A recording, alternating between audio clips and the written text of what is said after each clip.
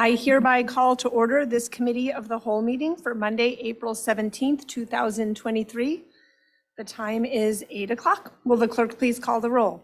Amy Paling. Here. John Cesaretti. Here. Ann Hart. Bonnie Kim. Here. Frank Panzica. Here. Lisa Schneider-Fabes. Here. Aaron Stowe. I seek a motion to approve the minutes of the March 14th, 2023 Committee of the Whole and Executive Session meetings. I move to approve the Tuesday, March 14th Committee of the Whole and Executive Committee meeting minutes. May I have a second? Second. Motion has been made and seconded. Board members, any comments, errors, or omissions? Okay. Will the clerk please call the roll?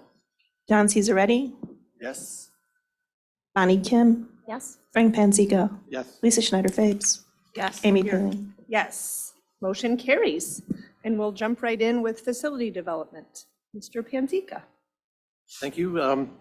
Today we'll have an update on our spring, even though it's not spring outside, construction updates. So I'll hand it off to Corey to. Thank you. This morning, we're going to have an update on how things have gone and then look ahead to the summer. Mike Bickler from Nicholas & Associates will provide the update.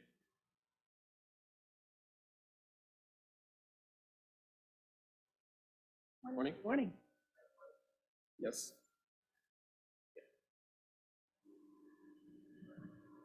Okay. Is this all right? All right. Morning. As Corey said, my name is Mike Bickler, project manager for Nicholas & Associates. Just a brief update on our progress on the projects for the 2023 summer season. As you know, we went out to bid very early for these projects in an effort to get all the front end time we could. I think that has paid off quite nicely. We've had a lot of pre-construction work, the ability to pre-purchase equipment, as you know.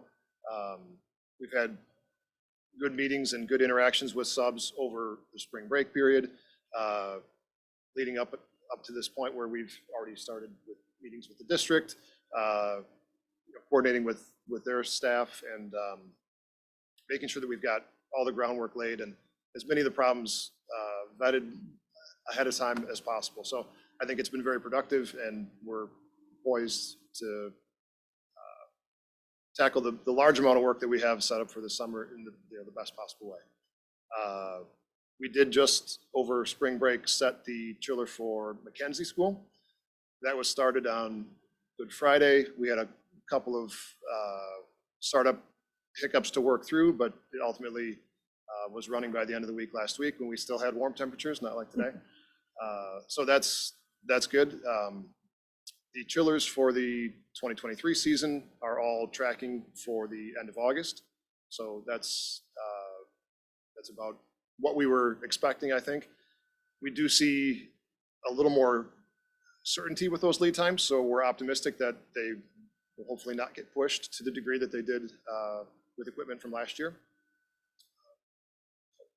Other than that, I think we're in good shape. Thank you.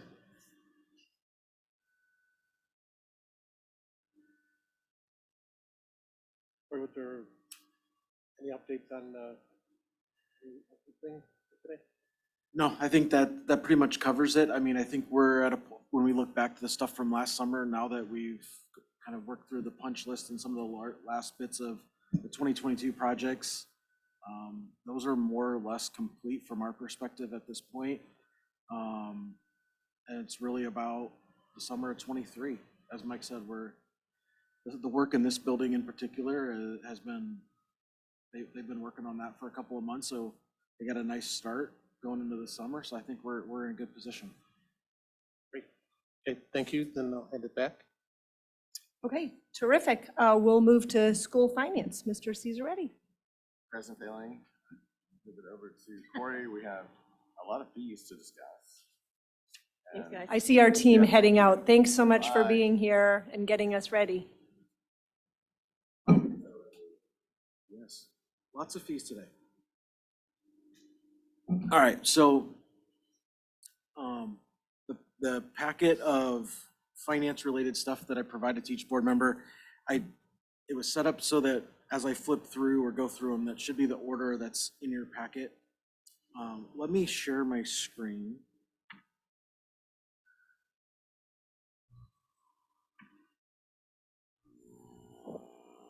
Okay, so I just want to walk through some kind of the reference information before we get into talking about decisions and directions potentially provided by the board. So this document should look familiar. We've typically used this for board approval. As we scroll through each page, there's 10 years of actual history. Then it leads into whatever the fee might be for the next year, and it has a variance column for percentage and dollar amount. The ones that I've highlighted blue are the ones that we're going to talk about today. Anything else that we see on here, the plan is to keep it flat going into next school year. The only fees on these 3 pages that have been previously approved were the KEEP and the LEAP, which we did a few months ago, since we needed to have those amounts in place for registration, which has been ongoing for probably 2 to 3 months now.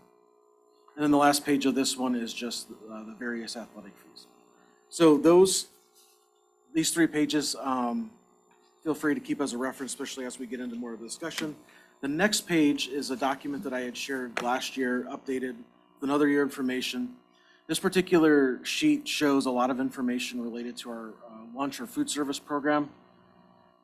Really, the 2 revenue sources is a little bit of money that comes from a special federal milk program, and then our standard lunch fees.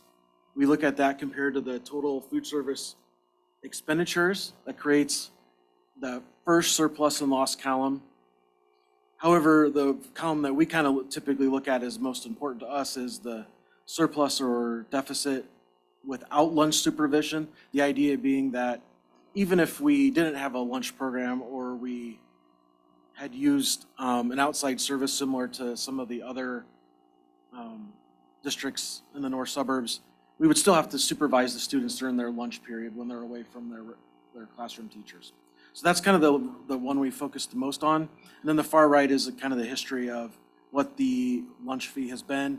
When you look back pre-COVID, kind of our low water mark without that supervision component was a deficit of just over 100,000. And on the bottom half of the page, I have some options to consider, which we'll dive into a little bit more a little bit later on. This next page, this one is a similar sheet, 1-page document that we had shared last year when we were considering transportation fees as well. The thing I like about this sheet, similar to the lunch one, is that it gives a lot of history as a reference point. The first column is the actual expenditures for regular transportation. Then we look at what are the fees collected by year, and then the percentage of fees covered by, percentage of expenditures covered by the fees. We also have as a reference point what we were charging for round trip and one-way transportation. So you can see we've put an asterisk next to the 3 years that were heavily impacted by COVID and kind of threw off some of our what we would probably typically have seen. When we go back, about 10 years, the high water mark is about that 78 to 80% of expenditures covered by fees. The bottom half of this page has a few options and a reference point if we were to get to the high end of 75, 80, 100% covered by fees. I do want to point out 2 things on this page before I move more into looking for decisions on different areas. Is at the very bottom of this 1-page handout, we have the ridership levels. And you'll note that there's 1,027 total riders or unique riders. Last year, that number was 1,024. So if we were to look at, I know last year we had increased the transportation fee, and one of the considerations of kind of making a little bit more of a measured jump year by year as we try to work our way back. The guidance that the board had provided last year about this time was, let's try and work our way back into that 75 to 80% of expenditures covered by fees. And so instead of making a one-year jump, let's take a little bit more of a measured approach and see how does that impact sign up. Well, as you can see, we're nearly identical within 3 riders. It actually went up 3 riders. The one thing that I did note that probably changed a little bit was last year we had more one-way riders, and this year that one-way riders has gone down, which means people have transitioned to round-trip riders. And so as we look at how does that impact the revenue increase related to the fee increase from last year was nearly identical. So to me, that's a good sign that whatever we decide, it doesn't have, at least not yet, hasn't had a drastic impact on like reduced ridership, which kind of leads to like a little bit of a spiral. All right, so let me move into the 4 areas that we're considering changes in fees for next year.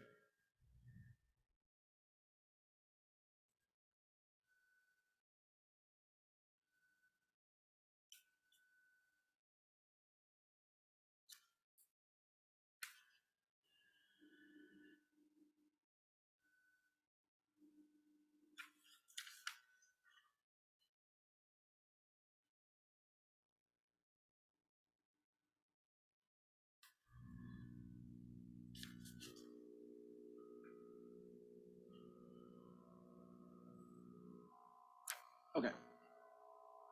So there, as I said, there's 4 areas that we're seeking direction.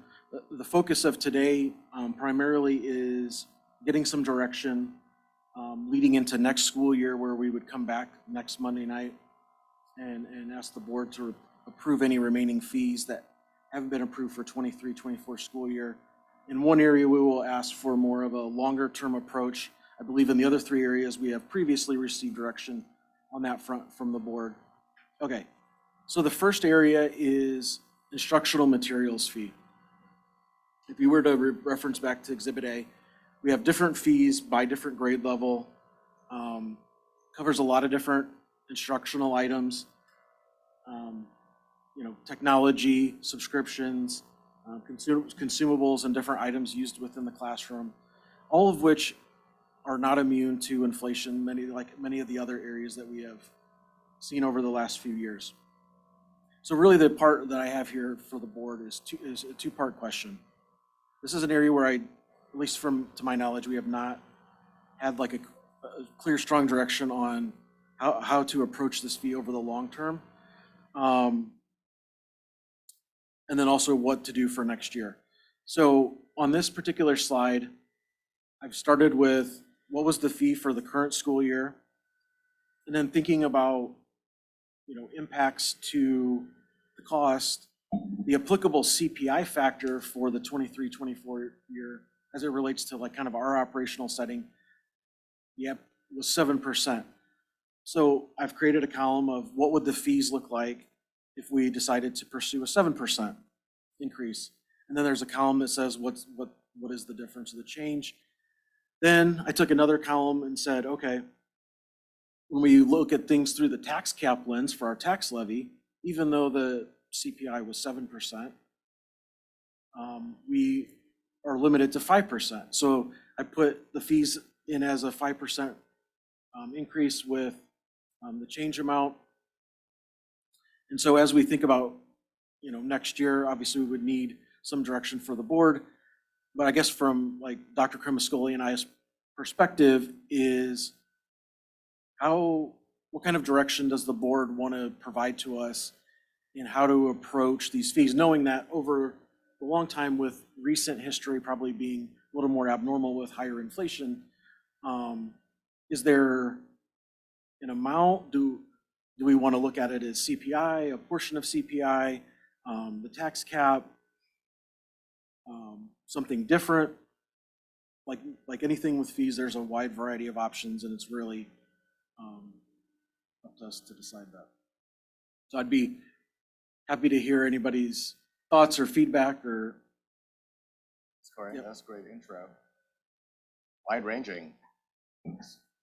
So the last part about philosophy? Did that apply to everything that we just discussed, or are you it mostly could, so- interested in instructional materials? I guess the question I would have for you is then, the instructional materials fee is one of 4 fees that I have queued up to Oh, potentially sure. increase for next year. Okay. So I guess there's 2 ways to pursue this. I could run through each slide and then we could go back one by one, or we could talk about and have direction provided. I probably lean towards running through each one and then coming back. And the reason for is we were intentional in making sure that we had all the information to bring all 4 of these at the same board meeting so that the board could have the full picture of what we were asking for, or at least wanting the board to consider, versus bringing one of these in, say, January. Okay, give me an increase, then come back in March and give me another, and then in Yeah. April. Is that okay if we just run through them and then we bounce back? That way you have the full, or would you rather talk about? Everybody was nodding along with your Okay. recommendation. Okay, all right, so that was the instructional material fee. Can I ask a question? Yeah, That's go gonna be ahead. an obnoxious question. What do our neighboring districts do with the instructional? I have some That is the information on, critique I tend to hear. what? The critique I tend to hear Yeah. is that this district doesn't charge it, you charge it, what's going on? I have information on other good. districts that I can share as we get into specific questions. Thanks. Okay. Okay, so lunch fees, as we can think about to next year. So the estimated surplus deficit for the current school year is about 441,000. So as we think about it, the kindergarten through 6th grade lunch fee right now is $4.35. Lunch, 7th and 8th is $4.75. So we've just prepared 3 options to consider, 5, 10, and 15% increases. Then on the far right, you can kind of see an estimated impact. Another reference point, because we did do a lunch fee increase last year. So last year, the lunch fee increase was 60 cents for both fees. The lower grades, that came out to a 16% increase, and then for the 7th and 8th graders, that was a 14.5. Right now, I'm projecting somewhere between like a 33 and 38% increase in total revenue for this current school year from the prior year. So even though we only increased, say, the fee by 15%, our lunch revenue for the current year is going up in the mid 30%. So obviously a part of that is the increased fee. I think another part of that is this school year, the menus are probably more appealing than they had been during a couple of the COVID years. And another one I would have to guess is that people are probably just getting a little more comfortable getting back to what they had done pre-COVID. So it was a positive in that, like we did an increase last year to address, the food service deficit, and we're still seeing higher participation. So I think that is a positive to consider. So that's all plays into the far right column of trying to work our way down in the deficit component. The next item up is Are we doing one, or do you want to wait? I just wanted to show everybody Oh, everything, everything? and then I will go back. Oh, all right. That way, no one's surprised Sure. as we start making recommendations and decisions. All right, so for transportation rider fee for next year. So for regular transportation, just as a refresher, the state gives us $5,000 as reimbursement. We get essentially nothing on that front. So to fund this program, it's from user fees. So under the current fees and what we're seeing in expenditures in our current contract, we'd be looking at 62.1% covered by fees for the current year. An improvement from the prior year, but still far from kind of that targeted range of 75 to 80%. So I put together 3 options similar to what we had last year. The first option 1, is an approximately 8.5% increase. This one was set to that because that is the, we'll talk about this later in the meeting. That is the regular transportation one-year contract renewal amount with North Shore Transit for next year. So if we did that, then our covered percent would stay at about 62.1. If we were to go up to 14% increase in rider fees, then we would be at 65.3. Option 3 would be the 19%, or trying to get us up to that 68.1. And then the bottom 3 on this particular slide are more informational in that it gives us a reference point of what would we have to move our fees to given our current ridership to get to 75 or 80 or even 100% of expenditures covered by fees. And you can see that to get to a couple of those bottom lines, those are some pretty significant increases. Then the last area that we're going to talk about is the various athletic fees. Another area where the board has provided direction to try and make this a cost-neutral program. So I pulled some history, and if you look at the first, say, 4 to 5, maybe 6 years on this slide, first 5, you see the deficit's up near around 30,000. Well, in December of 2019, the board approved, this is only a couple months before COVID, the board approved for nearly all the different sports a $10 to $30 per student increase. And that, as you can see, that has helped. That was now, 3.5 years ago. So as we, and obviously 21 and 22 were impacted heavily by COVID. So when we look at the current school year, and we're looking at somewhere in the 9,000 to 13,000, we still have some stuff that's not completely known with spring sports, not all the way into our financial system yet. So that's an estimated deficit for the current year. So I put together an option and this is one of many things that we could do, nearly any option, but I just wanted a starting point. So that each sport, these are the fees that we charge per student in the second column. Then the third column would be with a 5% increase for next year. And then the last column is just how much that fee is increasing. I think the one thing to consider is as I work through the athletic fees, got a lot of great information from a lot of people, including the athletic directors. And as we work through here, the one thing that can kind of mess with, if you were to look at a history, even when you're trying to get to 100%, is the participation levels for an individual sport might vary by year. So take basketball, for example.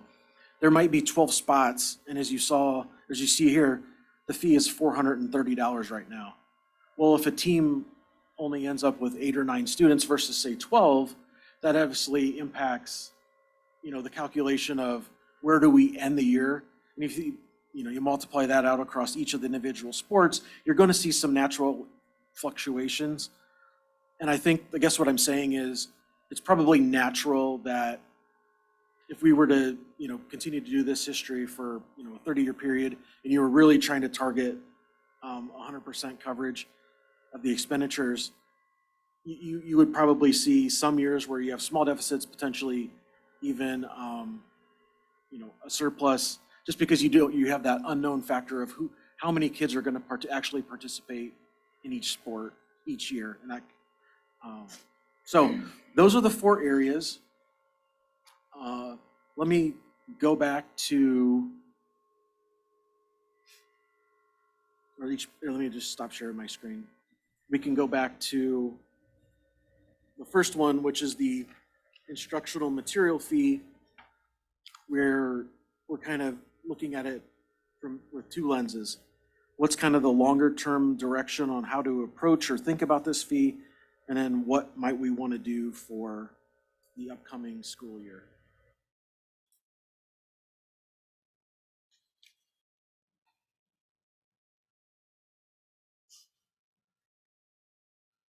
Thoughts? I have thoughts. Is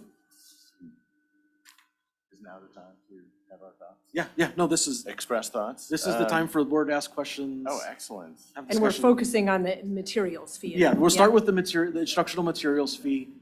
If you want me to put it back up, I can do that. No, it's okay. Can I just say one thing though? If we're starting with materials fees, do we want to lift up the conversation first? Do we want an overall philosophy or do we want to go material by material? Because I do think that might be the first question. It's good. I If think that's a there's- great observation. Yeah. Should we stay? I could do that. I'll start. It's your meeting. Oh, thank you. So this is great, super conscientious, that we've come to expect. Thank you for the presentation. I tend to be on the side of value for fee. So your input about, like for example, the instructional fees is a different thing, but when it comes to the food, is quality good? How do the parents feel about it? How do the kids feel about it? What's participation been like? Those comments mean a lot to me. When it comes to the athletic fees, same values, frankly. Are we getting value for money for this? Are the fees too high? Are they set right so that they're not discouraging people to participate? Do you want more budget to do more? Because do we have enough activities? Should we invest in more?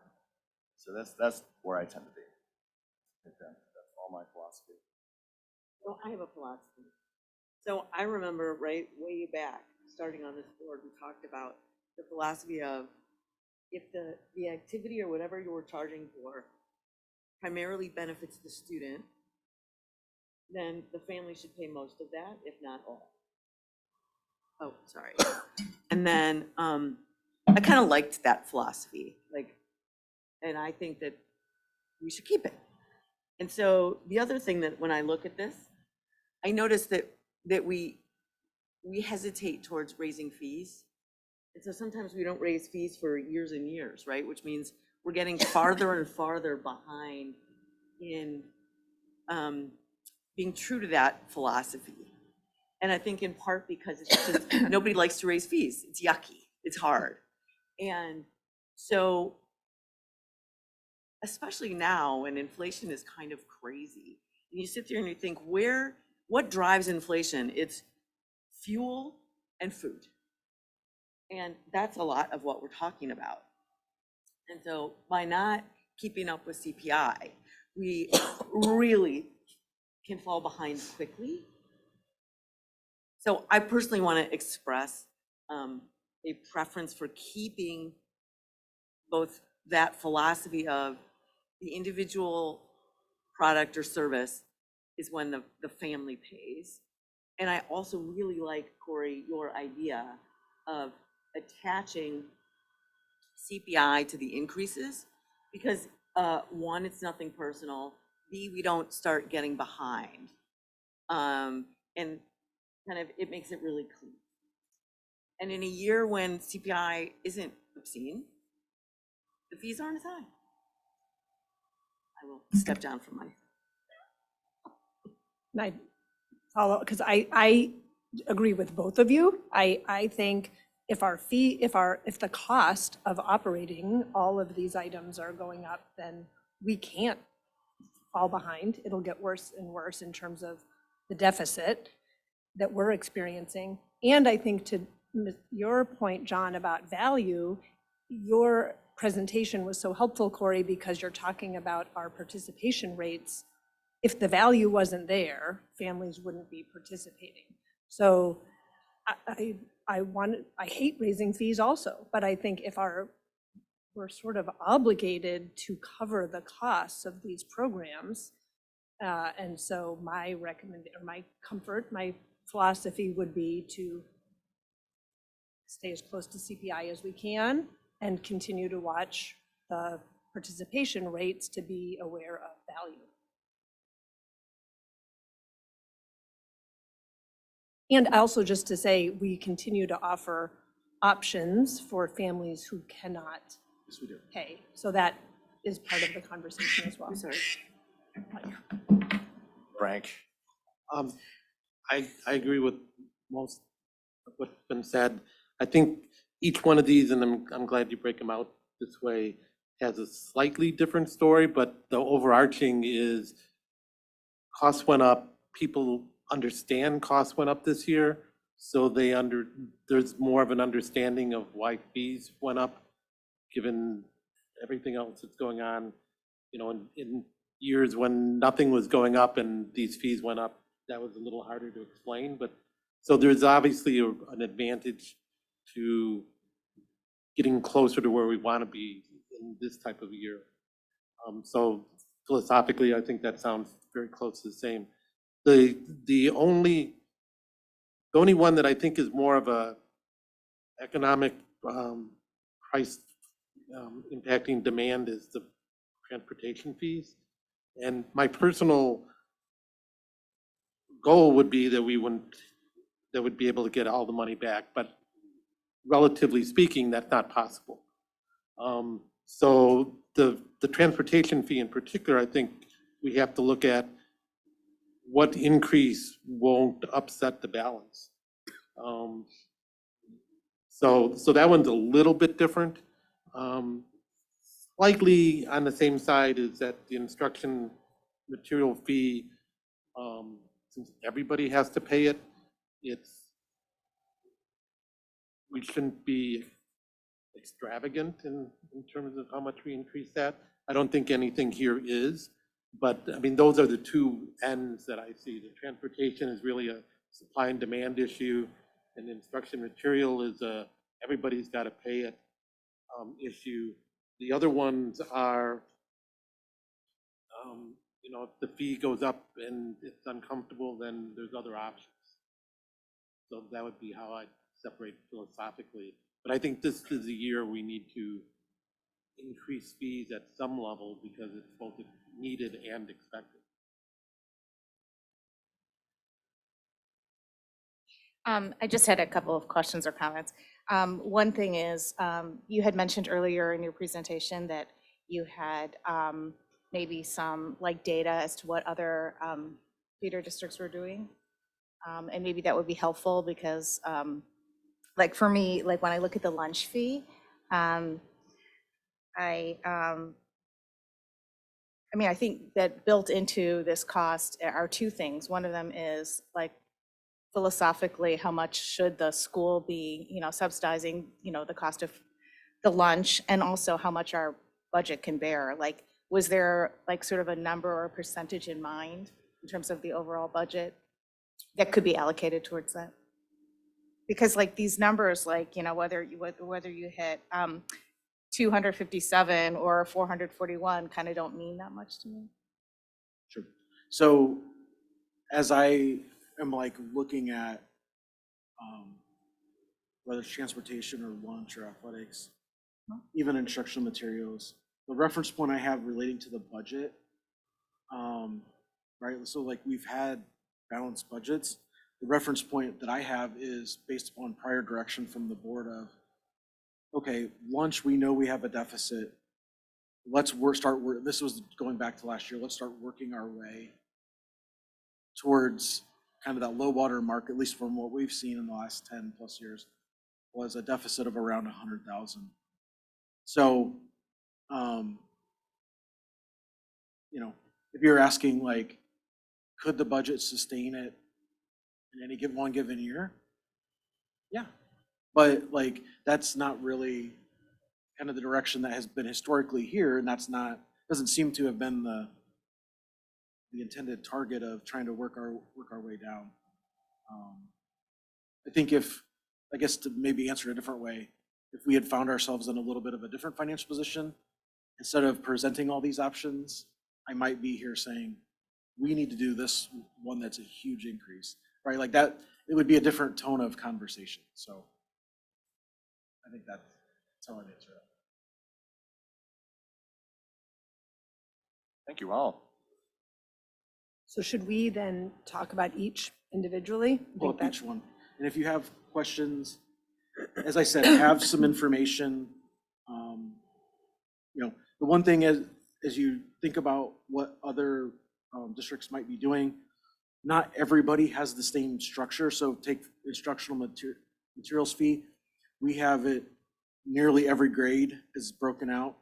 Other districts sometimes band groups together, like say first through fourth or fifth through eighth. So it's not always apples to apples comparisons. So let me pull up.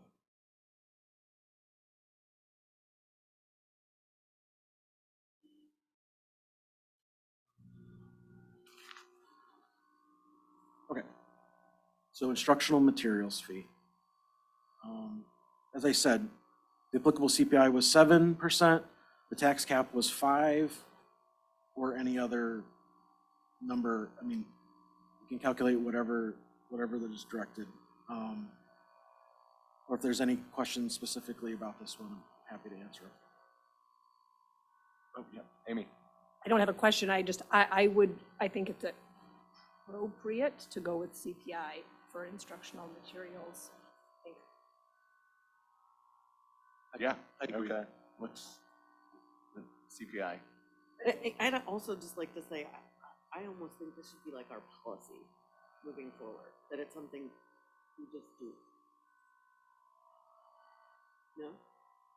So, I think it makes sense to look at it. Context matters. Both could be, right? Like our operating thoughts could be, we go with CPI, but we revisit it every year to get the context and make sure it's appropriate. I mean, the reality is, all of these fees are approved by the board each year. And so the board is allowed to provide direction to the administration. And that would certainly form, like, say, spin it forward a year from now, that would formulate what I'm going to share. Doesn't obligate the board to then follow up every successive year with that % increase. We're always able to make adjustments based upon a wide variety of factors. The CPI? And just to be clear, are we talking the applicable 7% or the more the tax cap? 7%. Applicable. Okay, thank you. Okay. Moving forward, I do think it would be helpful, like in the subsequent years, to sort of mention that has sort of been, or that it's a standing policy. Okay. To work with that. Yep. And when you look at just the difference in terms of the increase, if it's 5% or 7, in the case of instructional fees, it's a very small dollar amount, so the pain, per family is quite small. Okay. And just as a reference, and since I had it, there were at least the information that was available for a couple of our neighboring districts, they were doing at least 7% as well. Some of the other ones hadn't decided their fees quite yet. All right. Are there any schools that don't have instructional fees? Kind of like, Let me see if maybe? there's any.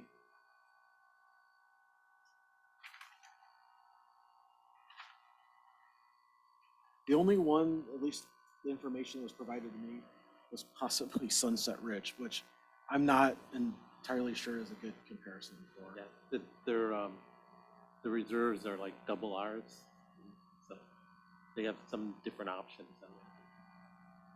Okay. All right. Second item for discussion is the lunch fee.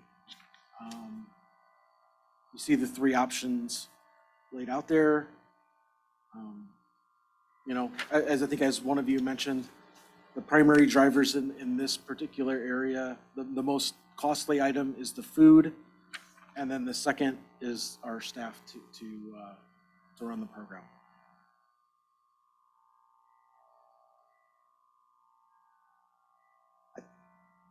My personal preference on this would be the 10%. I mean, I think there's a limit on how much we could raise it in a year. I mean, the cost for food obviously went up and probably more than 7%.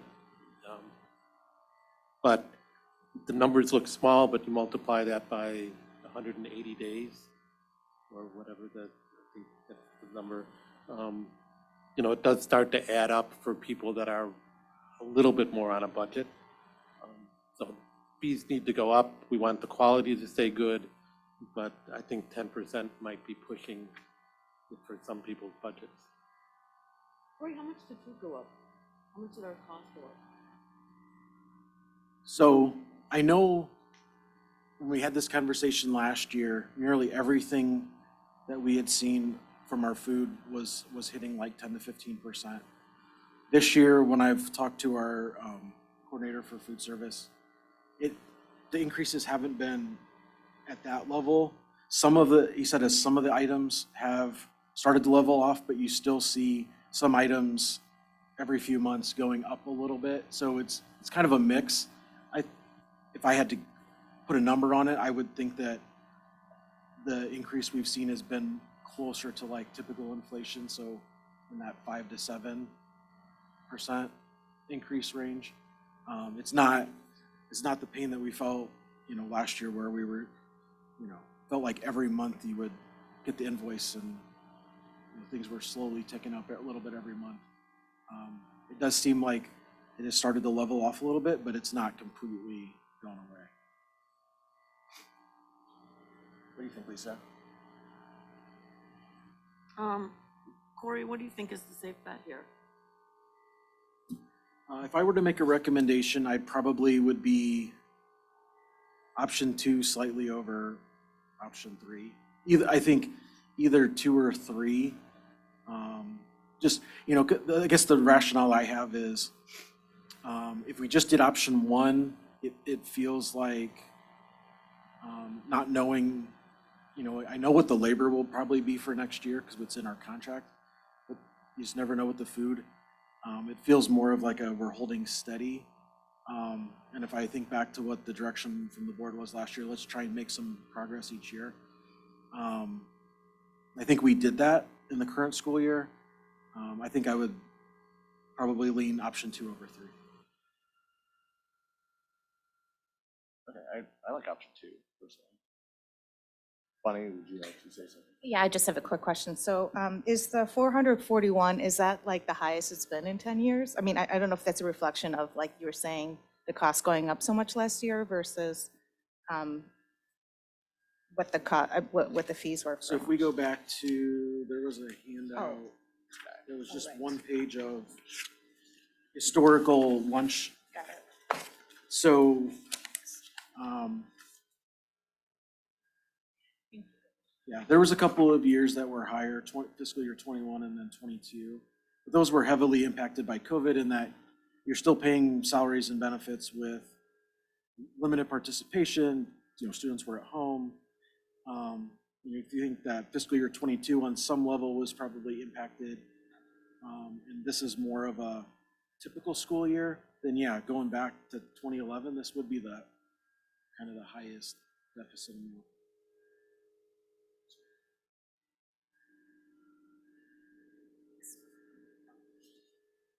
Amy? I support your recommendation, and I hear what Frank is saying as well. I guess prior to that conversation, I was thinking more along the option 3 line, just to help get us closer towards a lower deficit. But I think as long as we continue year after year to stay on top of these appropriate cost-related increases, I support option 2.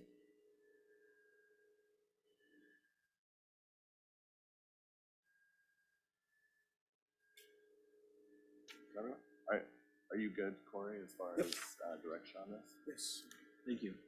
All right, transportation fee. We see the three options in front of us. Option 1 similarly kind of holding steady. Option 2, about a 14%, and then option 3 about a 19% increase.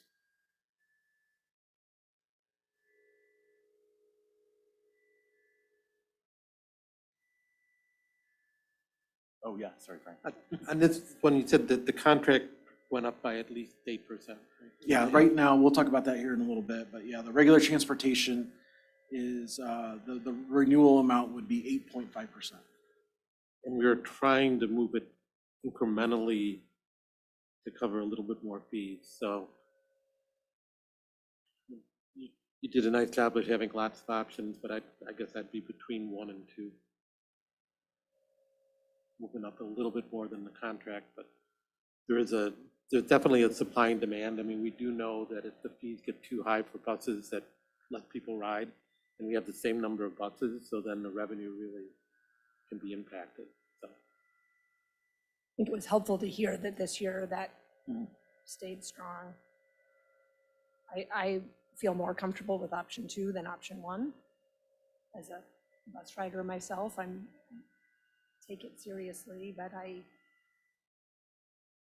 it's an option that we provide, and we have to decrease our deficit for it.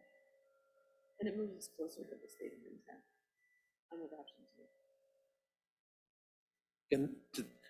And I would love that we had no deficit on transportation. I mean, that's always been my goal. It's just I mitigate it by the fact that if we try to do too much too fast, it actually hurts. That, again, we have the same number of buses. If less people ride, it doesn't take a lot of drop in ridership to make a big impact in terms of deficit, so. I agree. I think that's why Corey's Yeah. study of what happened this year. Well, yeah, helpful. this year, I mean, just also from a history standpoint, I mean, it went from 575 to 695. That's a pretty big increase in 1 year. If we do another really big increase this year, I mean, there's going to be some break point, and we don't know where that is. I mean, I'd, you know, look, I'd almost say something like 10%. It's just kind of a little bit more than the contract, but not quite as high as the 14, but that'd be where I'd be. I'm inclined to agree with Frank on this. It was, what, more than $100 last year? Yeah, so And this would be around 100 this yeah. year. So We last could year, option 2. the round trip went up $120, and then the one-way went up $82. I mean, I feel like another $100 increase in the following year is probably too much. I also just want to say, though, if you think about the number of days, this is a deal. Oh, yeah. Like, I still want to go for some, it doesn't change my mind. I still like option 2. Yeah. Because we still need to be moving up towards our goal. Yeah. And daily transportation, round trip, all year, for a little less than $800.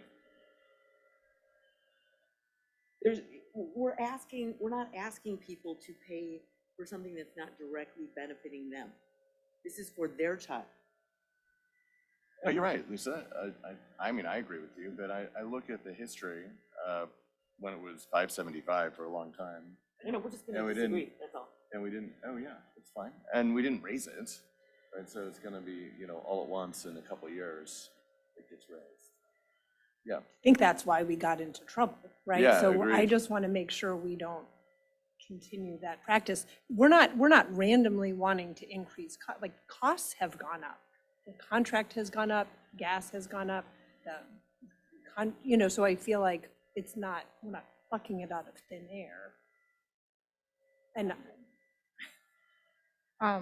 I agree with what Amy just said. I think I misunderstood you. But yeah. But I couldn't hear him, so. Sorry, I was a little lost in my thoughts. So if you take the $792 amount for option 2, how much is that? Does anybody know offhand? Like, what is the daily cost? How many student attendance days are there? 176. $4.50.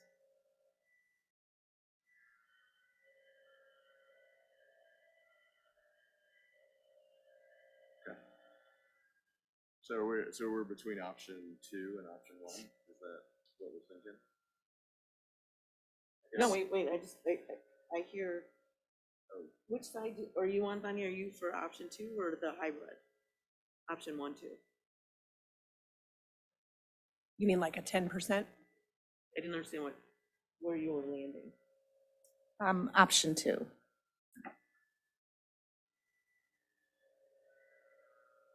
I'm comfortable with a 10%. I think my preference would be 14. As a bus rider, it has that value to me. And I understand the context, but if I'd be comfortable with 10% more than 8.5. Okay, so that's like a compromise, right? So instead of 8.5, 10% versus 14%? I like compromise. I'm not there. I'm You're gonna not compromising. Well, Okay. I'm just saying, that, All like, right. what we're saying is, you know, are we deciding a compromise? Are we deciding majority rules? How do you want to decide the I'd like option? to compromise, but that's fine. Okay, I just think we're gonna agree to disagree. Okay, that's fine. So Lisa's on the agree to disagree. I like 10%. What do you think, Dawn? 'Cause you're the tiebreaker. I am. No, actually, I think it's me. you're 10%. You're 10%. No, I'm not sure that I am. Oh, you're not? My Oh. preference is 14. Okay, If, I mean, that's, okay, I believe that that's appropriate. all right.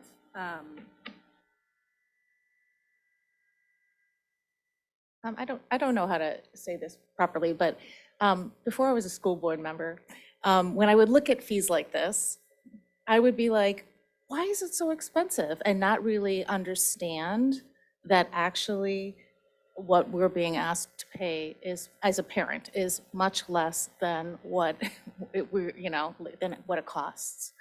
And that's like, I mean, maybe more people are aware if they're actually looking at stuff, and maybe I was just blind to this, but I don't know if there's a way to sort of help people understand as these fees go up, if they go up, that's the case. Because that's kind of huge to me, to sort of say, well, this increase is not because, somebody wants, Starbucks, as they're driving the kids, or just something like extra, right? I think the that increase in fees. 65.3% anticipated coverage, that information would be helpful. I agree with you. Right, that the district is subsidizing Yeah, 35% of the cost of transportation. yeah, you wouldn't know that if you're not watching every meeting. So how are we going to decide? Well, maybe wait till next Monday when more board members are here. I think that's complicated. I think that's one good idea, but the other problem is they aren't here for this discussion. Yeah, I mean, I think we're asked to give direction, and that's where we're at. So your option, Two. two, Hybrid. hybrid, I like 10. Well, I am the Two. tiebreaker. You're Two, the option two. Looks like option 2. Next. All right, so the last item up for consideration is the various athletic fees. And, the 5% was really a starting point of, to make some progress. And we know that, a wide variety of factors going in are increasing. So, open to any feedback, whether it's 5% or something different.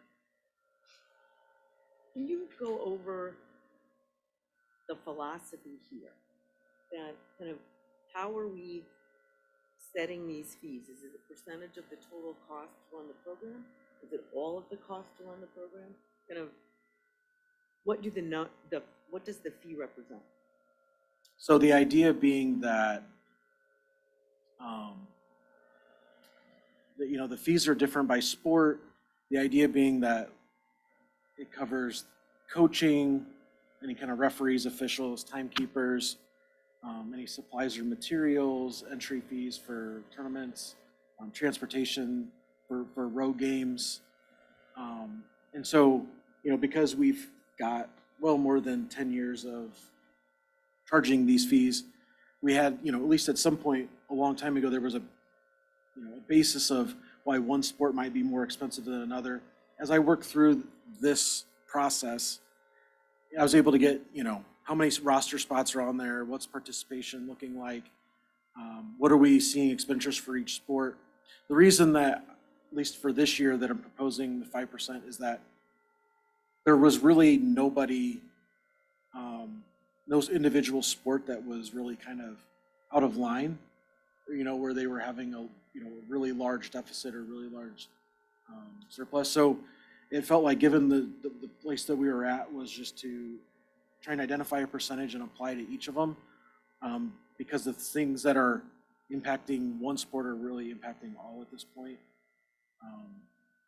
So yeah, the individual sports is, a reflection of what it costs to put that on, put that sport on.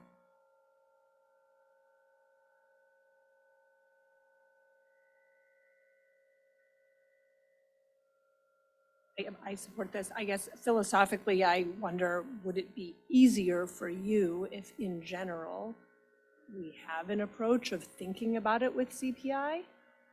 Or is this, if this is what you're recommending as appropriate and will meet our needs, then I totally support it. I think we certainly could do that. I think the only thing that would maybe be a little bit different than some of the other ones is a big part of what it costs to run all these different sports is the coaching stipends. And typically you see, things addressed that are contractual, only addressed every time you negotiate.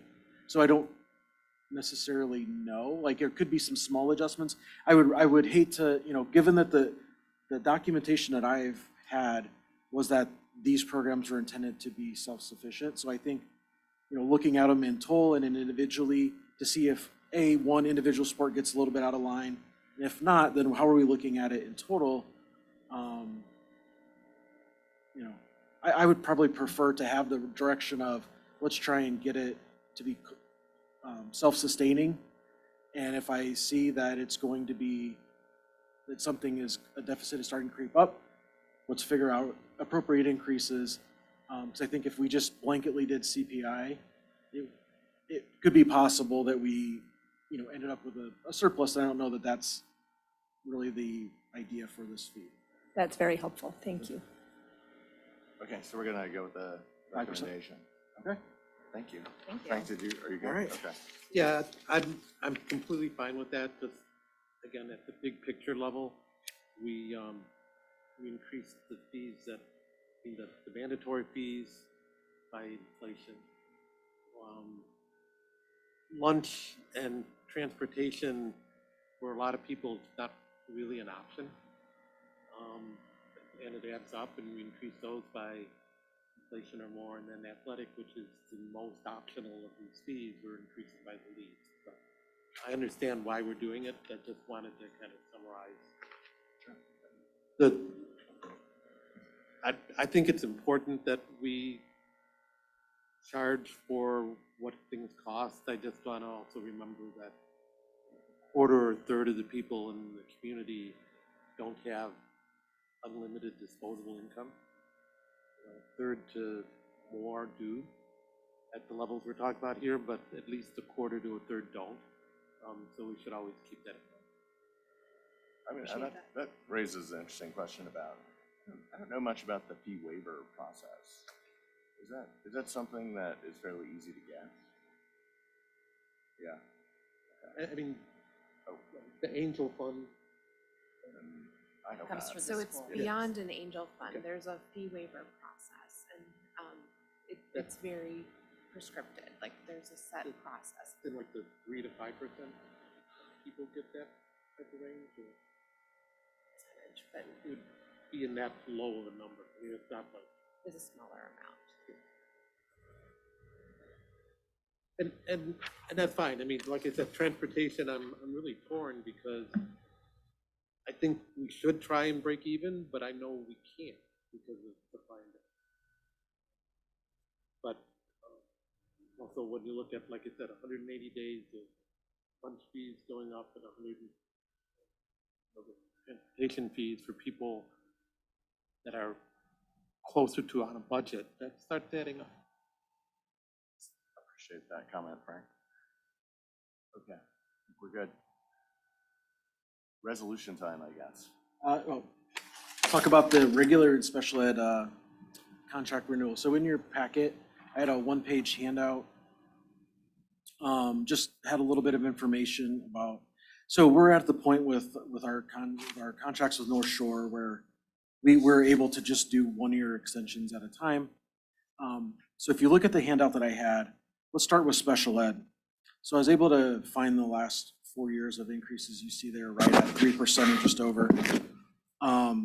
The contract renewal for that is 10.5% for the upcoming school year with North Shore.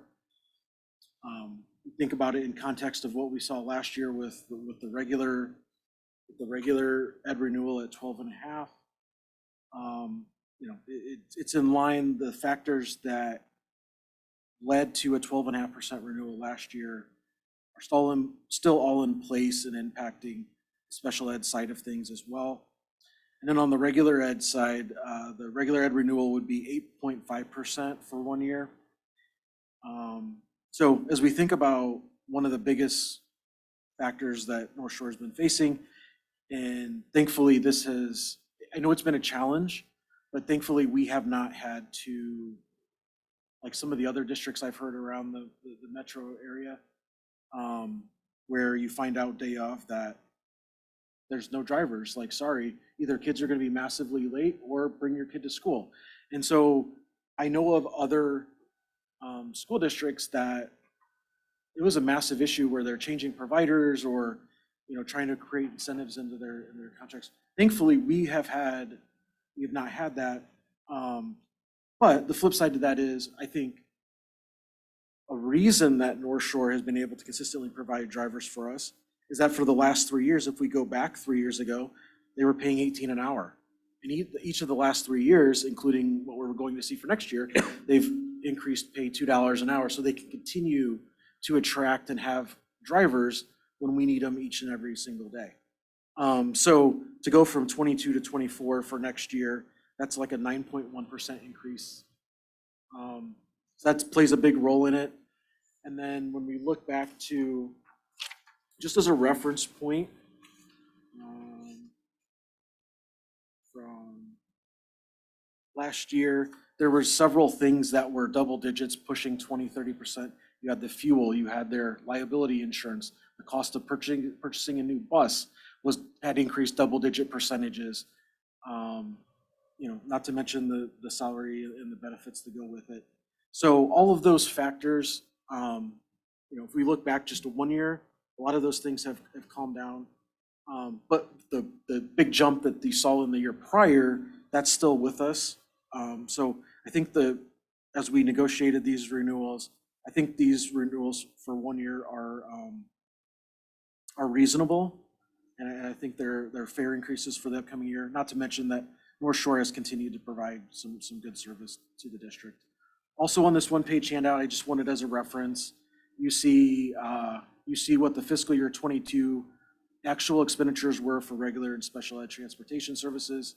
Then I have an estimate of what the amounts are for the current school year, and then an estimate of what they might be for next fiscal year with the increases involved.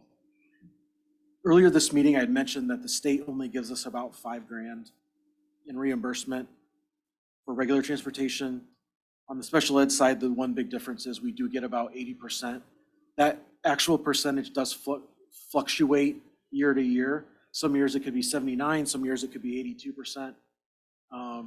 It's really a reflection of the state allocates X hundreds of millions or whatever it is to special ed transportation. Everybody submits their claims, and then whatever it is works out. But they usually target 80%, and it's usually right there. So not that it makes it feel any better, but when you see increases, we are on some level insulated on the special ed side. The other thing to consider with special ed is any one increase from year to year is not always completely a reflection of just the contractual increase. It could be a reflection of the students that are involved. Where are we sending kids? Sometimes it's not just a matter of how many kids are riding, it's where they're going, where are they outplaced. So the composition does matter. And that can fluctuate, and it actually fluctuates more than you might see with regular transportation, where right now we know, hey, we have 14 regular ed round trip routes. That's probably not changed. It hasn't changed the last couple of years. It's probably not changing in the next few years. But on special ed, that could go up or down depending upon what the students we need to serve. Very helpful. Thank you, Corey. I don't see any questions. All right, the next item is going to be presented by Tony. Share my screen. Were we asking for, are you just telling us or are you asking? Well, I am definitely asking, and I would appreciate next Monday if the board would approve those renewal rates, but that is what they are. It is also, that is what they are for next year. I just want to make, I didn't want you to have any surprises. No. Okay. He made a really nice case for sticking with this method. It's been good to us. Yeah, I totally agree. Oh, I Yeah. totally agree. I just want to Yeah. make sure. So well done. Or the only thing I'd bring up is, and I'm sure you've thought of this, but since it's so important to us that they do have the drivers, and I know from an administration standpoint, every time a bus doesn't show up, it's a nightmare. And for the parents. Is there any way to put into the contract a bonus if, you know, they hit some kind of target of percentage driver turnout, or, well, I mean, I'm not sure, but basically give them an incentive to make sure that if they're going to take a driver away from somebody other district, that they don't take it away from our district. We have some people that work for us that advocate very hard for that not to happen. And we have reminded them throughout this process, at least since the very beginning of this, since I've got here 3 years ago, that compared to maybe some of their other clients in the north suburbs, we have been with them a lot longer, and that we were very good to them throughout COVID and allowed them to keep their drivers. So yes, they get reminded of that.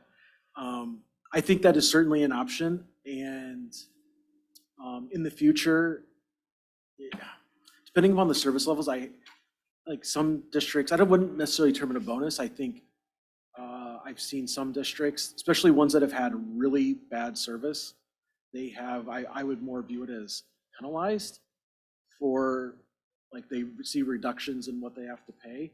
I'm hesitant to go there, at least for now, because we have not experienced those. Now, if we were to go into, like, I guess the remainder of this year or next year, and I start to see like spotty issues of like, okay, it's a route here or two that kids are showing up 45 minutes late because another bus has to go take care of that. I think one, we would immediately try to address that, but two, then I would look to start including clauses like that in our contracts, or if we were to like bid out transportation, try and work something in there like that. I think what's happening now is great. That just bring up the- Frank. Oh, Tony, were you? All right, we're going to talk student technology repair fees. Now, just to make sure everyone understands, these are ones you're not approving, so there's no action. It's just to give you a history, tell you where we're at, and the changes I'm recommending for next school year. This is our current technology repair fee structure. First incident is $50, second incident $50, and third and additional has been $300. This was adapted 7-8 years ago, hence the need for a change. At a time where there was really only one type of AppleCare Plus, and we would purchase that AppleCare Plus, that's Apple's insurance, and they would give you 2 incidents just forever.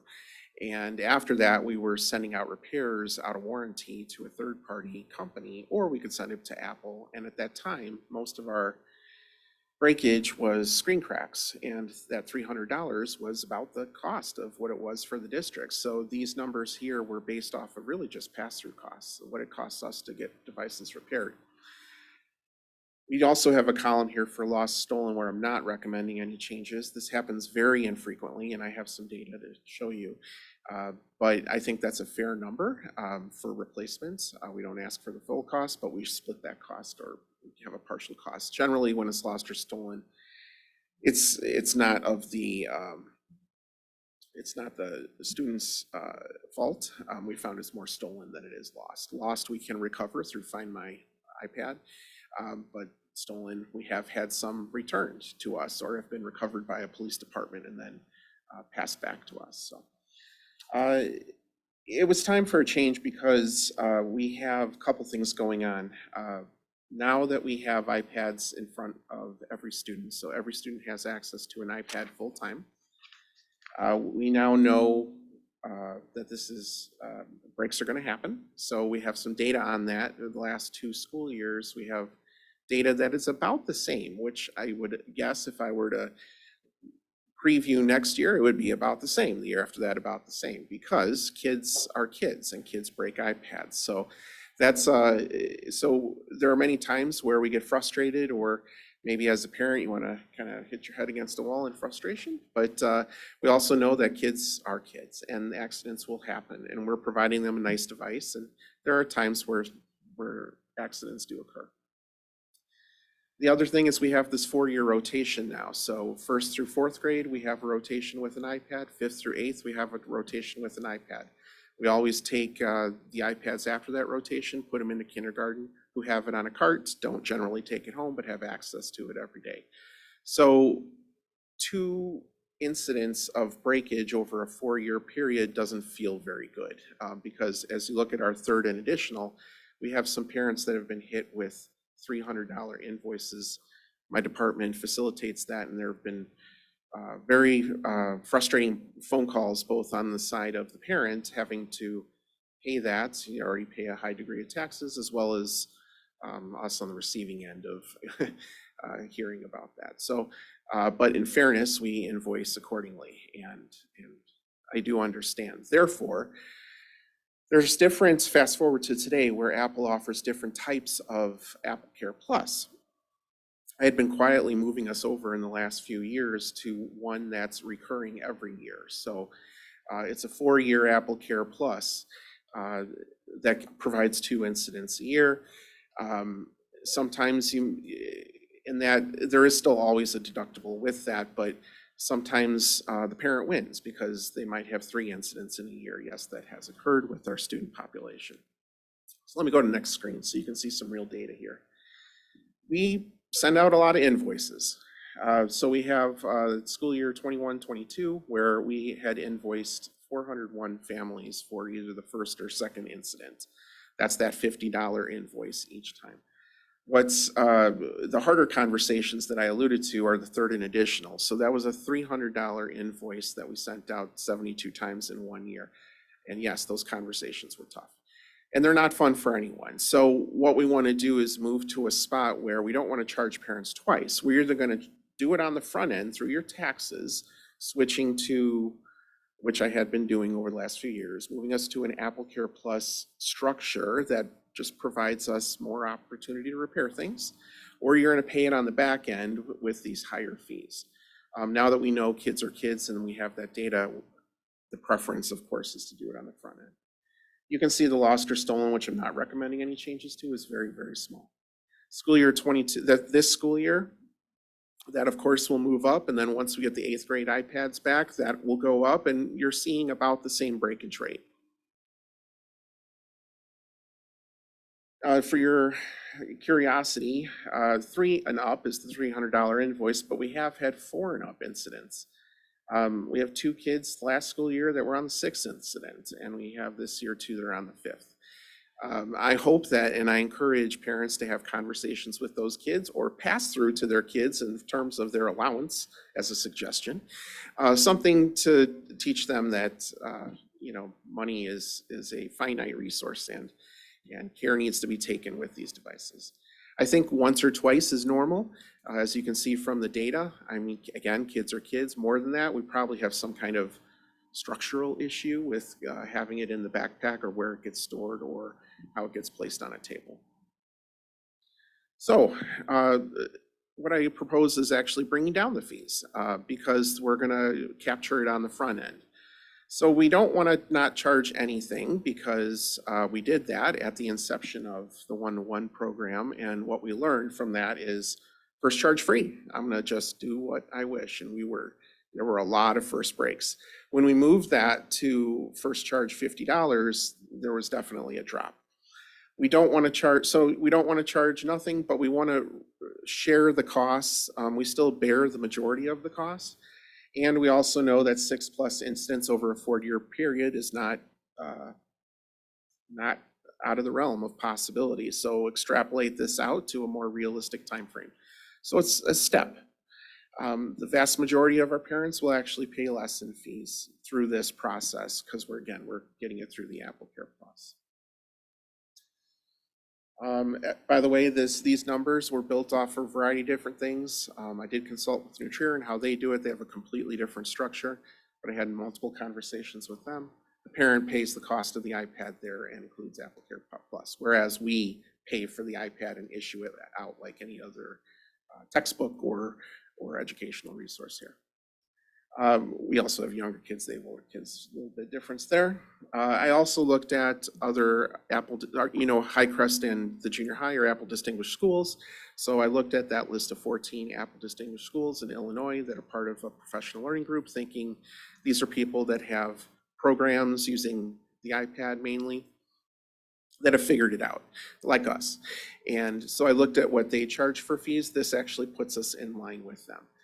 People are all over the place. There are some that don't charge any. There are others that certainly charge more, like what we were doing. There were quite a few that charged a lot more to begin with, 75 first instance, 150 second, or there was one that was 150 the first incident. This is fair because, again, through taxes, which our community is paying, we're capturing the better AppleCare Plus to cover these breaks. Again, this is not something you need to improve, but something you need to know. Hopefully this will cause less friction with everybody, the parents, us, business office, possibly you guys too. I mean, those $300 incidents, when you're also talking increasing other fees, I think this plays a part into your decision making. Do you have any questions? Thank you. Okay, really good presentation. Frank, do you have a question? Yeah. AppleCare, what does that cost per student per year? I mean, there's definitely a cost to it. So it can add a good $100 to the cost of it, or slightly above, about $120 per the cost of the iPad. I need to go back and double check. That's been raised through the years. So I get us, we used to have, AppleCare just used to be a 2-year coverage fee back in the day. Now I can purchase 2 years, 3 years, or 4 years. So what I've been doing is purchasing 4. And then even within that, there's options for fees, repair fees. So I believe it was about $120 per iPad, but I can go back and So about look that up. $25, $30 a year. Well, over 4 years. 'Cause Yeah, we well, keep so writing. 120 up front, and you keep them for 4 years. So, Mhm.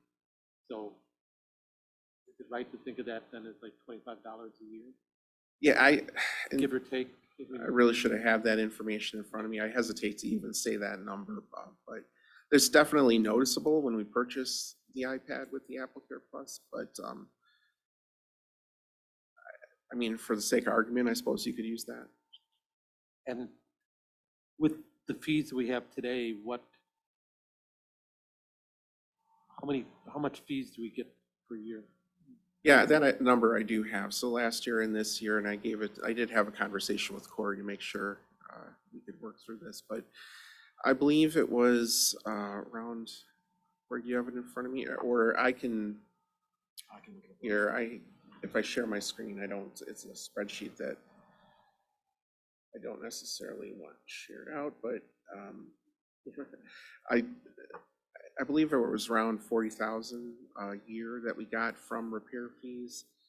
Let me I was see how thinking, quick I can the grab it. numbers in my head was something like 25 to 40,000 a year, Depending on the first or second event or the third event. I thought that's what it was. Again, I do have that number, which I can provide. or I can quickly look it up. Hold on. It won't take me long. So the fees cover These are like a deductible. 20% of Yeah. the applicant. Yeah, here it is. So, actually, it was far less. So this school year, well, let me talk last school year because it was a complete year. For the first and second claim, we captured $20,681.75. And then third or more, we captured $22,356, roughly putting it around $42,000 in fees that we captured last school year over the course of the school year.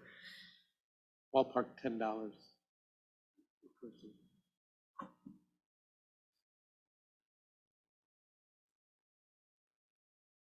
Yeah, I like the concept of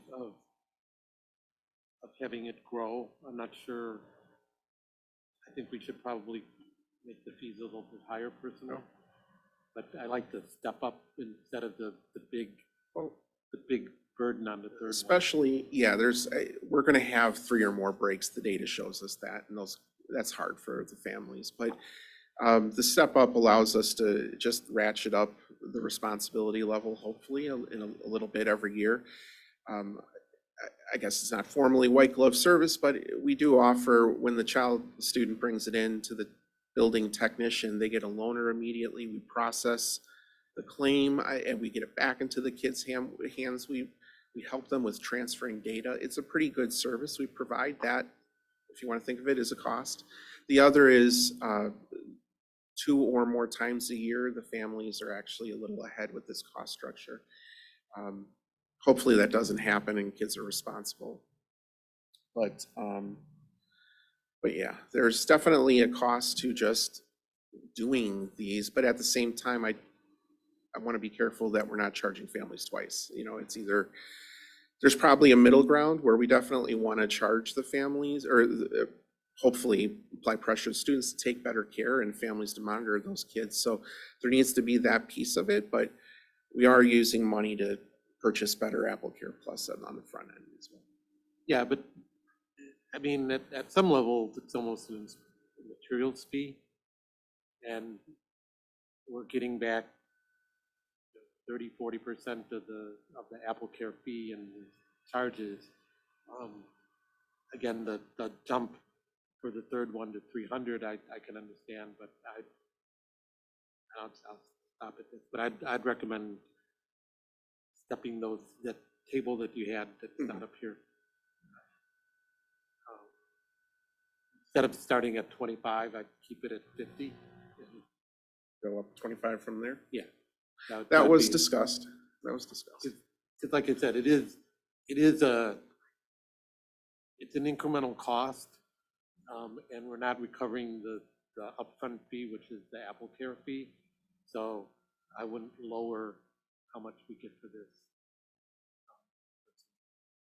Yeah, I mean, certainly open to feedback on this. I know you had started by saying this was informational, Yeah. we're Yeah, not. it is. And I wanted to also remember, I looked at 14 other Apple distinguished school districts because I don't want to be the outlier as well. Right. Particularly when we're buying better insurance. So in some respects, this is trivial, this dollar amounts. It's really more a symbolism of it's taking people's time and effort, and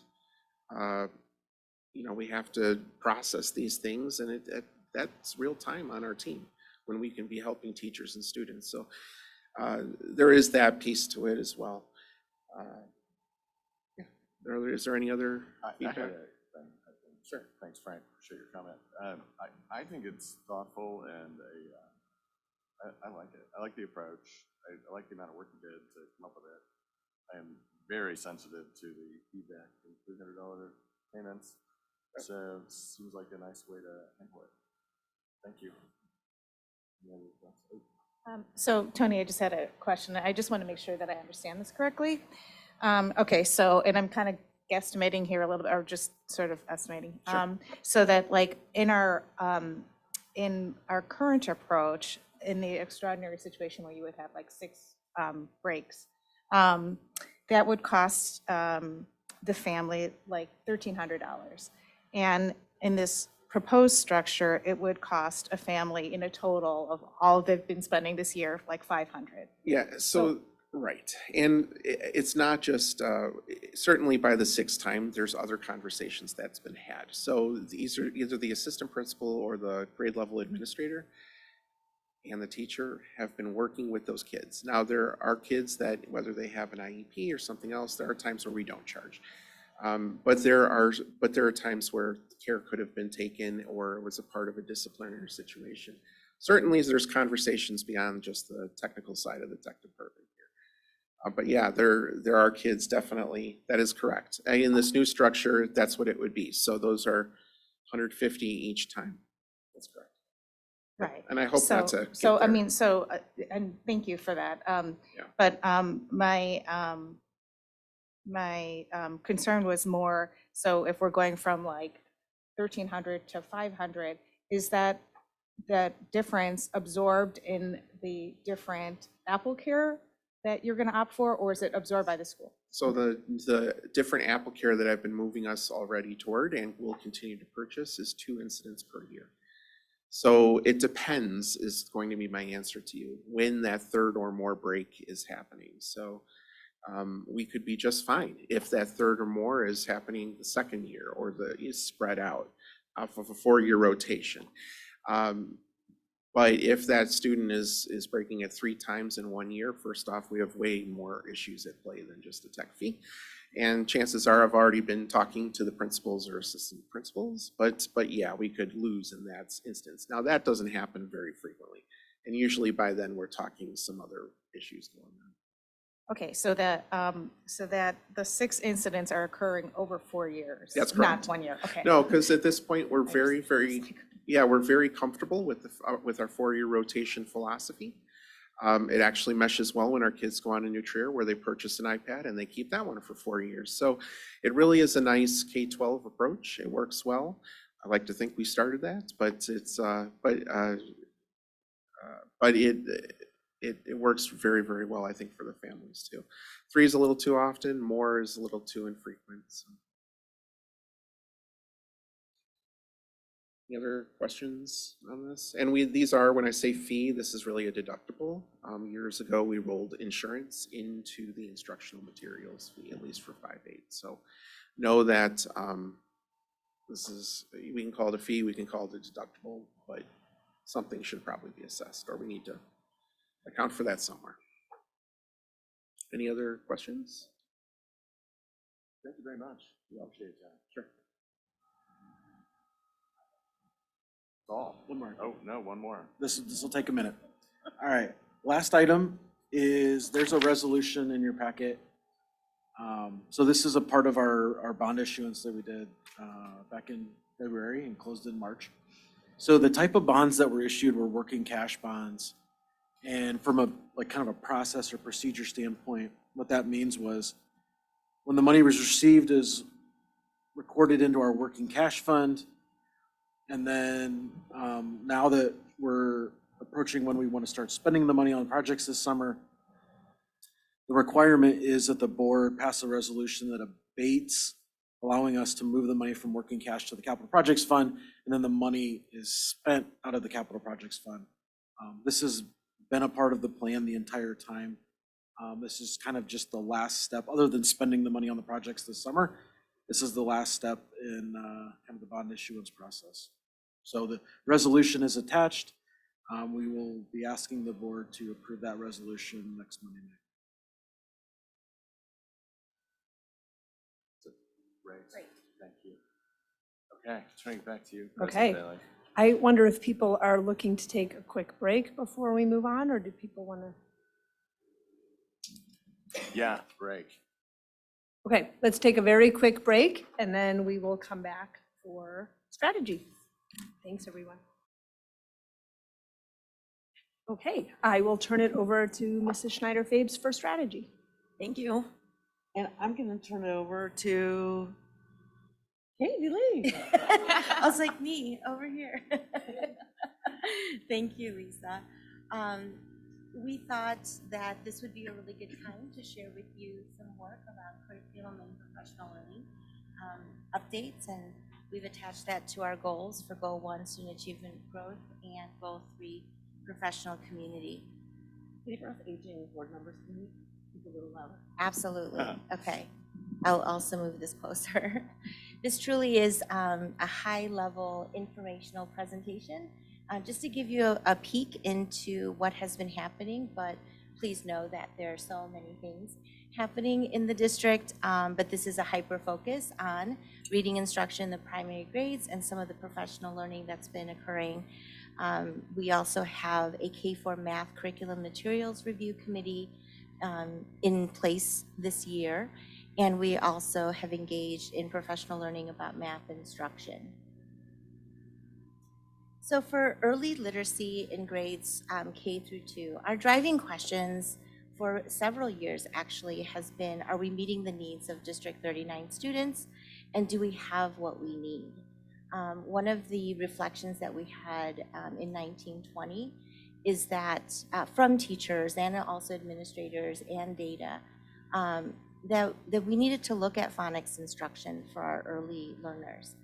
Really focus on that foundational understanding and language acquisition.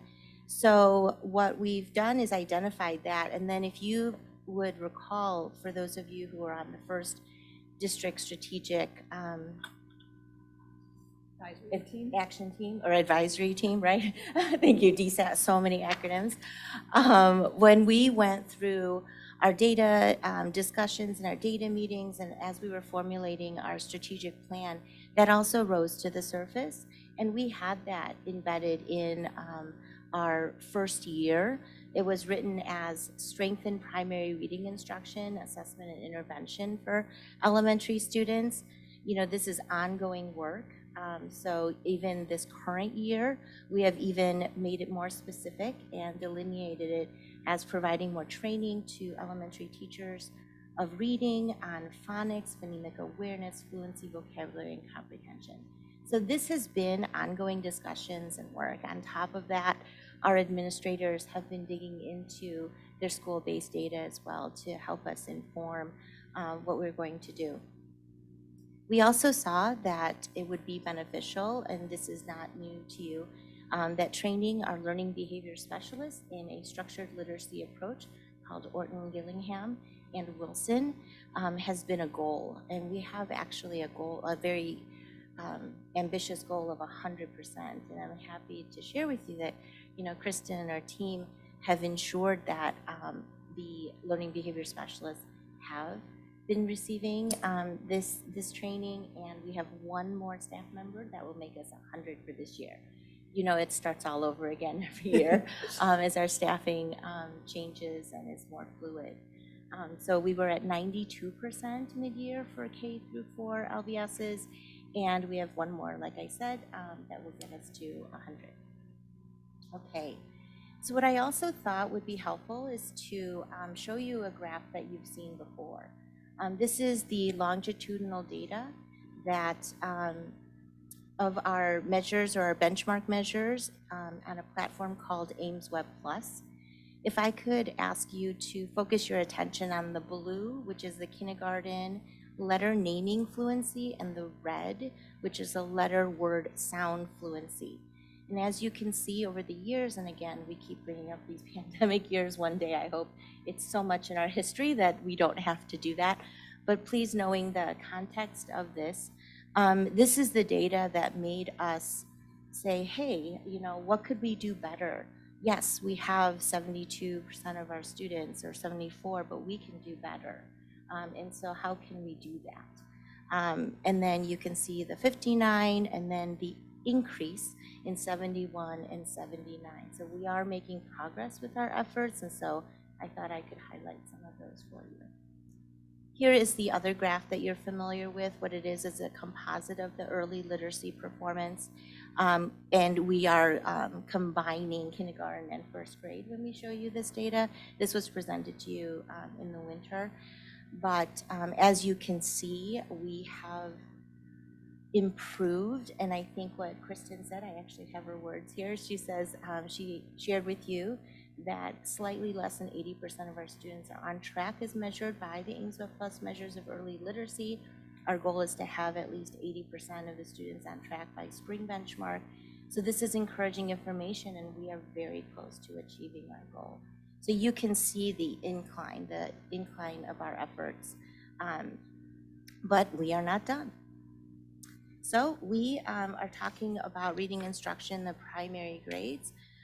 What you see on the left is a graphic of how intricate learning how to read is, and how to maintain it throughout the years.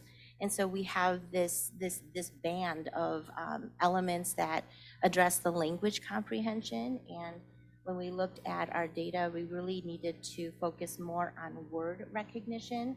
And those are the three components that you see at the bottom and that I've outlined on the right: phonological awareness, phonemic awareness, and phonics. And again, as you know, it's been outlined in our strategic plan. So not only our teachers or our administrators have engaged in these data discussions, but my department, in conjunction with our literacy consultants in Chicago Literacy Group, have been working on this since 2019, 2020. But we are continuing the work as new research has arisen and many more are aware of how the brain works, how your eyes work when you are working through. So there's some new research. I'm not saying that the past research is insignificant, but I think there's layers of research that we need to consider continuing and evolving over time. So some professional learning about reading for our kindergarten through fourth grade teachers. We really wanted to focus their breakout sessions on grounding conversations in the models of science. And there are three that are over time and from 1986 all the way to 2021, broadening our definition of reading acquisition and then using those models to reflect on the practice. So really our goal, our primary focus for those Institute Day sessions with our teachers was to help them to understand the big takeaways from the models to build a foundation of knowledge around the why. There are many thoughts about how to develop our teachers and build their capacity. And, one is obviously providing the right resources, but more important would be building their knowledge and their capacity to be critical thinkers as they develop themselves as instructional designers. We also held school-based grade level sessions. So each of the schools have teams of teachers at kindergarten, first grade, second grade, fourth grade. And so there was some more concentrated focus on linking research to the curricula and trying to develop the next step. So one of the things that we felt was really important that all the teachers learn this is so that they can offer insight into the hard work that they've done over the last few years and then consider what to explore moving forward. So one of our first next steps, which is, as you know, we value the voices of our staff, and so we are forming a small committee representing all of the schools. We're going to identify the short-term needs that have arisen from these conversations and then do a focus review of material selections and also develop a training plan. The following year, we have a longer term goal of really just sitting back and being open-minded and looking at all of the curriculum resources that are out there that claim to be aligned with best practices. And so with a really critical eye, we're going to do a materials review for English language arts. So that is our plan. So moving on to the kindergarten through fourth grade math curriculum materials review. We have, starting this fall, representatives from each elementary school have met to conduct a curriculum materials review. And after collaboratively drafting and creating a math materials review rubric, committee members have met with a variety of vendors in search of math materials that align closely with current best practices and will be helpful resources for teachers. When I say this, I often think that I should say this next part out loud. It is not that our current resources are not good and helpful. What we do is in a cycle of review of materials to see what has been updated, what is more current, what are some additional resources that have been developed. And so this was the time for kindergarten through fourth grade to do that type of investigation. And so we asked some vendors to come and to present what they have currently. We've done some research into which of our surrounding districts or a little bit beyond are using those resources. And then the teachers were able to listen to their presentations using that rubric as a guide of evaluation. So right now, what they are doing is, in order to provide practical and critical feedback, they'll be teaching grade-specific lessons from these resources. Our hope is that we can arrange some site visits and have conversations with other districts who currently use the materials in order to gather more insights prior to making a final recommendation. And I'd like to pause to just thank all of the members of this committee.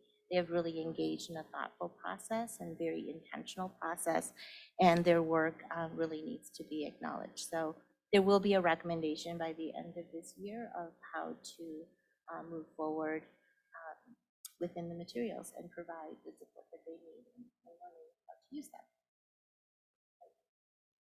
So this one gives me back, this is a little bit of a timeline, a little memory. I remember in 2016, and some of you may as well, our very generous District 39 Education Foundation helped us present the work of Joe Bowler and Kathy Williams. It was well received, if you may recall. This was really the start of embedding the mindset revolution, teaching mathematics for a growth mindset. It's been quite a while. And we have also, adopted the use of these supplemental materials called Mindset Mathematics, and there's one for each grade level that offers teachers assistance to do some of that critical mathematical thinking in their classrooms, as well as encouraging discourse.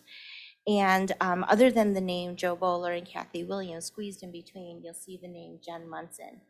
And fortunately, I actually couldn't believe it. She is local. She has studied in Stanford, but she is now at Northwestern University. And I have been so grateful that we've made a connection with her, because what this does is her research has aligned so much with the type of best practice that we've been encouraging throughout the district, and over the years that to engage with her has been wonderful. And so we have established a relationship with her on that. So if you wouldn't mind, I'm going to share a little bit about her, because we will have an ongoing relationship. So she is an assistant professor of learning sciences at Northwestern University, studying interactions and learning in the math classroom. She's a former classroom teacher and a professional developer who has worked with teachers and school leaders across the U.S. to develop responsive, equitable mathematics instruction. She received her PhD in mathematics education from Stanford University. And like I said, her name may be familiar to many of you, as she's co-authored these books and many of her own. She has authored many other books, but the most recent release of the Collaborative Math Classroom, Launching a Student-Centered Mathematical Community, is going to be, is great. And so we really tapped into her.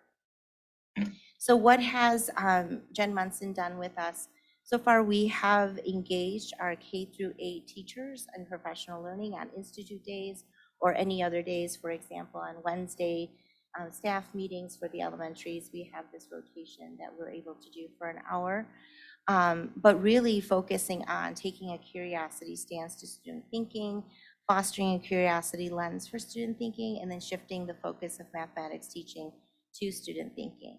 So what this alludes to is the transference skills.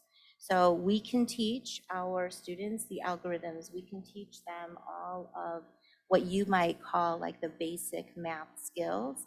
However, what we're trying to encourage is the critical thinking behind applying all of that knowledge to novel situations in problem solving. For those of you who follow the GRIP grant announcements, there's also the teachers have really caught on their own, like their own passion, and there was a GRIP grant made by two of our High Crest teachers, an application that was approved for some vertical surfaces that also foster this student thinking and collaborative discourse has been really encouraging to do.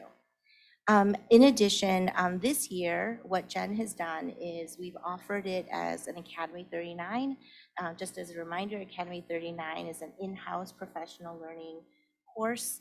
You know, the teachers, if they enroll in this class, they get either credit or a stipend. But we offered Jen Munson as the instructor for a 5-8 math cadre, we call it, where they have engaged in learning about, you know, using the resource, becoming the math teacher you wish you had, and then exploring how task structures invite student thinking. And our plan is to offer a cohort for K4 next year in 23-24. But not only is the professional learning important for our staff, we've also, as administrators, engaged in professional learning so that we could be one step ahead and lead this work. And so we have what we call ad council meetings once every 2 weeks. And so we have committed to about 4 sessions of those ad council meetings, and then one that was site-based, where we investigated through Jen's facilitation, what does the research say about math teaching and learning, looking at student thinking with curiosity and why it matters, a vision of math teaching and learning that centers around student thinking, and then the learning walks were conducted on site. So we had the administrators with Jen facilitating. We would walk through multiple math classrooms and really try to capture in the moment with an asset lens. So what that means is we look for all of the good that is happening in the classroom and then reflect on it together to identify any patterns and themes to celebrate, and also ones that we might say, hey, they're doing great, but I bet we can do a little better here. How could we engage our teachers in that, and how could we as administrators lead that work? And that is all. I don't know if I went through that too quickly, but I am happy to answer any questions that you have. What numbers? Great. I guess 2 questions in a pretty high level compared to the presentation, which you went through some nice detail. One of the really big strengths of our district is the algebra scores. When you look at the state data for Wilmette, like 90% of our students graduate with algebra skills, and the surrounding school districts, which are also high achieving, are in the 50-60%. So just from the question of if it's working well and we're doing something different, is there any chance that we're impacting something that's working well? Do we know why we do so much better compared to the other districts in algebra? As far as the indicator that you are speaking of on the state report card, it truly is a reflection of our programming. We in our district offer all of our students an accelerated entrance into content and grade level. You know, our 8th graders, there are 8th grade math standards. There are 8th grade, you know, learning targets that we should and be cognizant of. And so by the time our kindergarten students get to eighth grade, what we've realized over time, and this is decades, I mean, from the time that I even started in this district, that there is a need to compact more and more as we get through the curriculum. And I'm sorry, I'm using lingo. Compacting means that if you assess that our students are doing well in a particular group of standards or learning, then you know that in advance. You don't have to spend time teaching it. You have a new beginning start. And so what this district has done has committed to offering our 7th grade students free algebra, and all of our 8th grade, majority of our 8th grade students, algebra in 8th grade. So by content area, we have naturally created our programming, our math progress, our programming to accelerate into beyond what 8th graders could or should be doing. Other districts offer 8th grade math, and then they have an accelerated course called Algebra 1. Yeah, I think what we're doing is great, and I just was bringing up the fact that if we're looking at doing more different things, that we don't break what we're doing great. And Oh, obviously, you're keeping that in mind, but that was the Absolutely. point. I mean, I think the accelerated math grouping and then the Nutrier math grouping allows for stratifying math skills, which do differentiate as you get farther and farther into the math curriculum. So I applaud what we're doing in that area. I think it's worked and should be always kept in mind. That was the point of bringing that up. On the reading one, again, it looks like the scores for this year are much better at the early learning area. Does that type of improvement ripple through, or does that dampen out? Because I know there's always the talk that exactly when someone learns how to read, 3 years old, first grade, relatively dampens out over time. So what do we see as the trend from the uptick in the K1? Yes. I think as a district, our data shows that our language comprehension is pretty strong, but we do have, our data is not like the state analysis level of concern with our early literacy development, but we do have the strong belief that we need to meet the needs of all of our students. So we're constantly reflecting on, whether it be 15% or 25% of our students that, are ending their kindergarten year needing some additional support in letter naming fluency or letter word sound fluency. We want to do better. And so this ongoing work from 2019,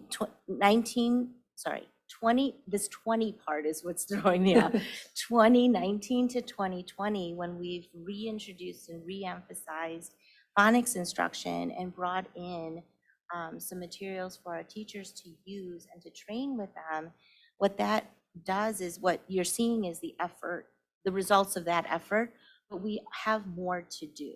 And so, one thing that we believe is, if your primary instruction is solid and we have our students at a point of a better starting point, it will trickle up. It will trickle up to 3rd, 4th, 5th, 6th. What we want to see is less need for intensive interventions for our students of the general education classes, but we also want to see improvement with our students who have IEP goals in reading. And so our hypothesis and all of our efforts have been, how do we strengthen our classroom instruction in our kindergarten, 1st grade, and 2nd grade with these foundational skills, where less students require the intensive intervention, because that will just have them start on their language comprehension a little bit faster. And one final thing then. one of the advantages of this community is that we have a baseline of high achievement. One of the things that makes the job hard, I think, for administrator educators like yourself, is that most of the documentation, best practices, et cetera, are geared more toward the average school, or like the city of Chicago school, where 20, 30% know how to read at grade level. Have you been able to find enough literature that's focused on high achieving and how to make high achieving better? Making, learning how to get 30% reading up to 50% reading is not a relevant skill set for this school district. This school district, we're obviously more interested in how to get 70 up to 90, or the top 20%, even higher. As far as, our community's profile for student learners, you are absolutely correct that majority of our students do very well. I think it is our responsibility to attend to those who are, performing similarly to students that might be in another district too. And so we want to continue to uplift the achievement of the high achievement and help them grow. But I think what we're hoping for is to also support the students that are needing a little bit more of a boost in the achievement area, and growth for all, definitely.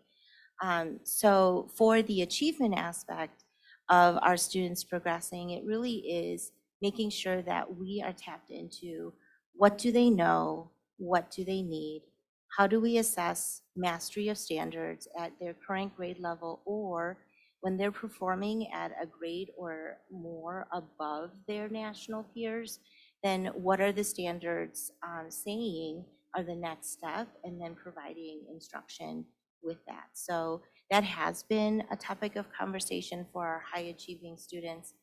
How do we attend to their needs in ensuring that instruction that's happening in an 8th grade classroom, a 7th grade classroom, a 6th grade classroom, and so on, challenges those or offers them opportunities to learn beyond that grade. Has there ever been any thought, since it appears that we have a good track record from lots of different measurements with accelerated math and career math, that stratifying the skills in the later grades, of having a similar accelerated ELA type of a program in the 6th, 7th, 8th grade area? In all honesty, we have not discussed that. Yeah. Anybody else? Yeah. I just have to say, it's so exciting, and it's a lot to take on, but it's clear that the research on brain development and cognition is changing so rapidly, and I love hearing, and I admire how on top of it you all are, and have been partnering with universities to keep us putting that new information into practice. So I'm really excited and grateful.